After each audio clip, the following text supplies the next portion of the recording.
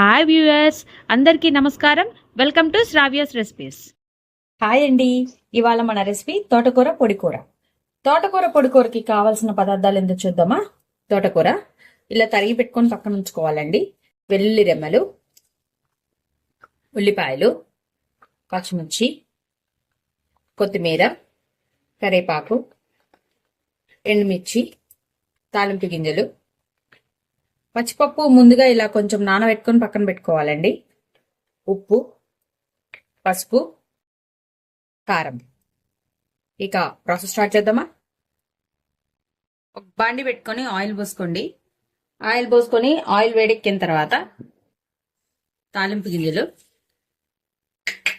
ఎండుమిర్చి వేసానండి. తాలింపు గింజలు, ఎండుమిర్చి, కొంచెం కరివేపాకు,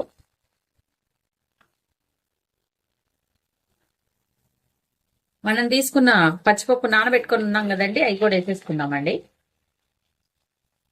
వేసుకొని గోల్డ్ సైడ్ వచ్చేదాకా వేగనిద్దామండి. ఇప్పుడు వెల్లుల్లి రెమ్మలు వేసుకుందామండి. వెల్లుల్లి ఇలా తీసుకొని ఉంచుకోవాలండి. ఇదిగోండి, ఇలా తీసుకొని ఉంచుకోవాలి వెల్లుల్లి. అవి వేసేసుకొని వేయించుకున్నాము. చూసారు కదా, మంచిగా వేగినాయండి. ఇప్పుడు ఉల్లిపాయలు వేసుకుందాం. పచ్చిమిర్చి వేసుకుందామండి. కొంచెం పసుపు వేసుకోండి. పసుపు ఒకసారి కలిపుకోండి. మొత్తం కూడా మంచిగా ఒకసారి కలిపుకోండి ఇట్లా. ఇప్పుడు మనం తరుక్కున్న తోటకూర వేసుకుందామండి. తరిగి పక్కన పెట్టుకున్నాం కదండి, ఆ తోటకూర వేసుకుందాం. వేసుకొని ఇది త్వరగా మగ్గాలంటే కొంచెం ఉప్పు వేసుకోవాలండి. త్వరగా బాగా మగ్గిపోతుంది, అంటే బాగా మెత్తగా అయిపోతుంది. ఇప్పుడు ఒకసారి కలిపుకుందామండి. ఇదిగోండి, చూడండి, మంచిగా కలిపుతున్నాను. ఇట్లా బాగా ముడుచుకుపోద్ది ఆకంతా కూడా. చూడండి,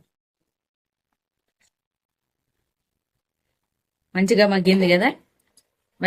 ఎంత ఆకు చూడండి ఎలా ముడుచుకుపోయిందో. ఇట్లా ముడుచుకొని కాసేపు మగ్గబెడదామండి. పచ్చివాసన పోవాలి. కొంచెం తోటకూర ఉడకబెట్టుకోవాలి. ఉప్పు కొంచెమే వేసుకోండి, ఎందుకంటే మనకి కంటెంట్ అనేది ఆకుకూరలో కొంచెం ఉప్పు శాతం అనేది ఉంటది.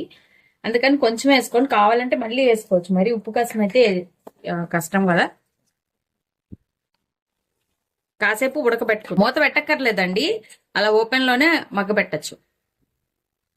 చూడండి, వాటర్ గా వచ్చింది కదా. ఆ వాటర్ అంతా ఇంకిపోయి కూర అంతా మగ్గిపోవాలండి. మంచిగా పొడిగా వచ్చేసేయాలి కర్రీ. దాని తర్వాత మనము కారం వేసుకుందాం. బాగా మగ్గిపోయిందండి. ఇప్పుడు కొంచెం కారం వేసుకుందాం. సరిపడే కారం వేసేసుకొని కలుపుకొని కొంచెంసేపు ఉంచుకొని తీసేయటమే. కొంచెం కొత్తిమీర వేసుకుందామండి. మంచిగా ఒకసారి కలుపుకొని తీసేద్దాం. అంతే అండి, అయిపోయింది తోటకూర పొడికూర.